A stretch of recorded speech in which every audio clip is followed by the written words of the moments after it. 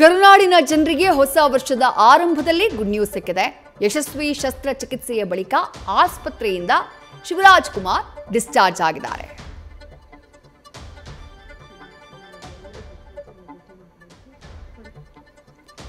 ಕ್ಯಾನ್ಸರ್ನಿಂದ ಬಳಲ್ತಾ ಇದ್ರು ನಟ ಶಿವರಾಜ್ ಕುಮಾರ್. ಅಮೆರಿಕಾದಲ್ಲಿ ಸರ್ಜರಿಯ ನಂತರ ಈಗ ಆಸ್ಪತ್ರೆಯಿಂದ ಡಿಸ್ಚಾರ್ಜ್ ಆಗಿದ್ದಾರೆ ಎನ್ನುವಂತ ಮಾಹಿತಿ ಸಿಗ್ತಾ ಇದೆ. ಅದಕ್ಕೆ ಸಂಬಂಧಪಟ್ಟಂತಹ ಫೋಟೋ ಕೂಡ ಗಮನಿಸ್ತಾ ಇದ್ದಾರೆ.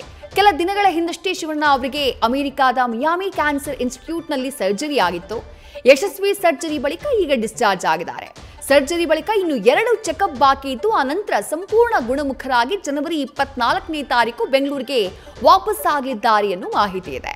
ಇನ್ನು ಆಸ್ಪತ್ರೆಯ ಆವರಣದಲ್ಲಿ ಶಿವಣ್ಣ ಕೊಂಚ ವಾಕ್ ಕೂಡ ಮಾಡ್ತಿದ್ದಾರೆ. ಹೀಗೆ ವಾಕ್ ಮಾಡೋ ಸಮಯದಲ್ಲಿ ಒಂದು ಸೆಲ್ಫಿ ಕೂಡ ಕ್ಲಿಕ್ಕಿಸಿಕೊಂಡಿದ್ದಾರೆ. ಮಗಳು ನಿವೇದಿತಾ, ಪತ್ನಿ ಗೀತಾ, ಶಿವರಾಜ್ ಕುಮಾರ್ ಸೇರಿದಂತೆ ಎಲ್ಲರೂ ಜೊತೆಗಿರುವಂತಹ ಒಂದು ಸೆಲ್ಫಿ.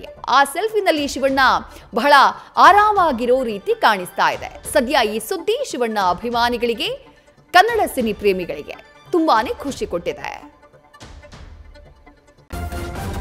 ನ್ಯೂಸ್ ಫಸ್ಟ್ ನಿರ್ಭೀತಿಯಿಂದ ನಿಮ್ಮ ಪರವಾಗಿ.